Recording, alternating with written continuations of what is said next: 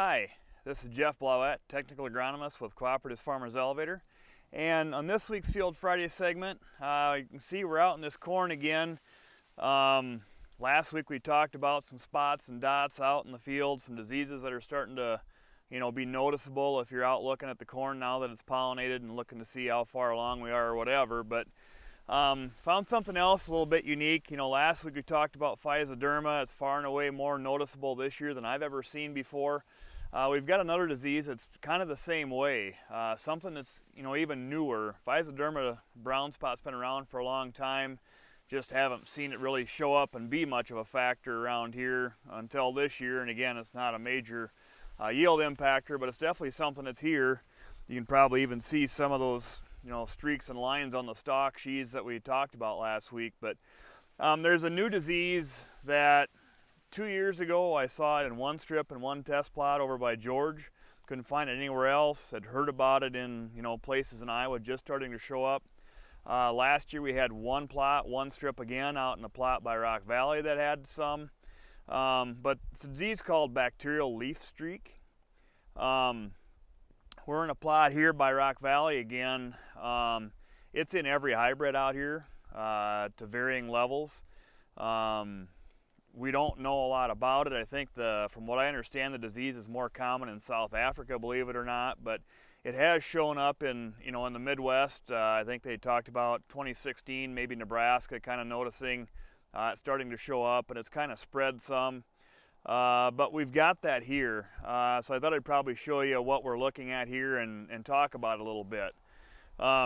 First off, obviously as the name states, it's a bacterial disease.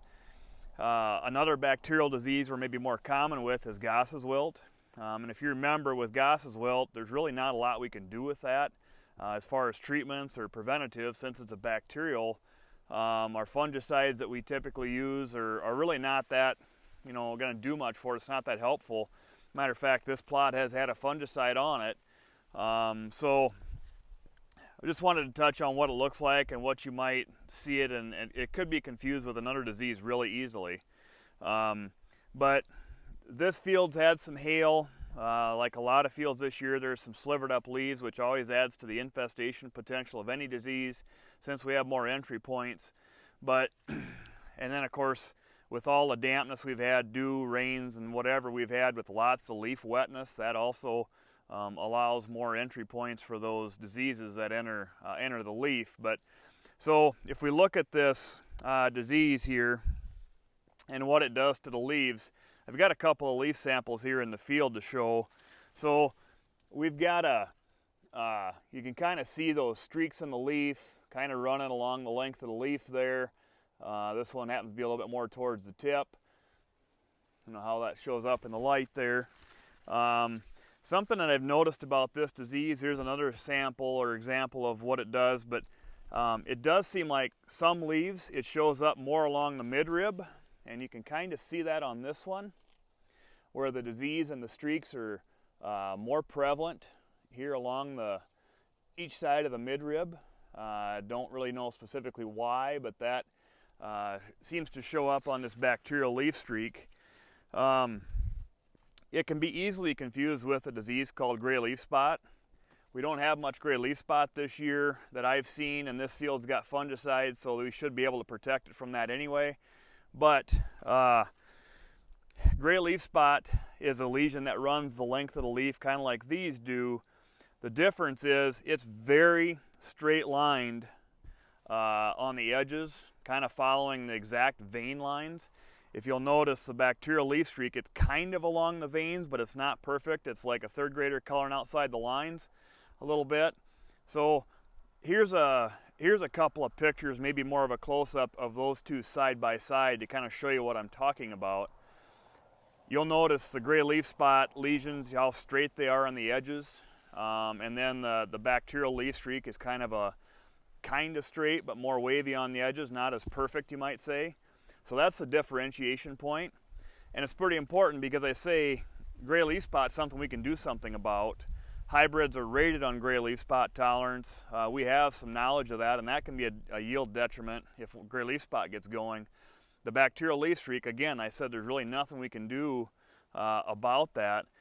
There is talk that there's some hybrid differences in tolerance to it, but no seed company really has enough information to even put out a rating system yet. Walking this plot, if I had to say in a 1 to 10 rating scale, with 10 being terrible and 1 being perfect, there's probably a lot of 3s and 4s all the way through here. Maybe you could say there's a 5 in here, and maybe you could say there's a 2 in here, but there isn't a huge amount of difference in my eyeball.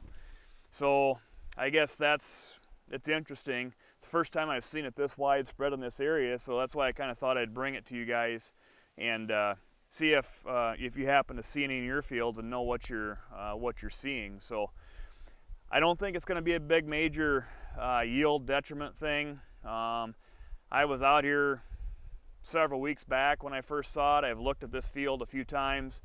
It doesn't seem like it's gotten any worse in the last couple weeks, so I think what we see is what we're going to get out of it. So I guess that part is good. But just wanted to make you aware, bring something else to you. This is the time of year where these cornfields are starting to show up with some stuff.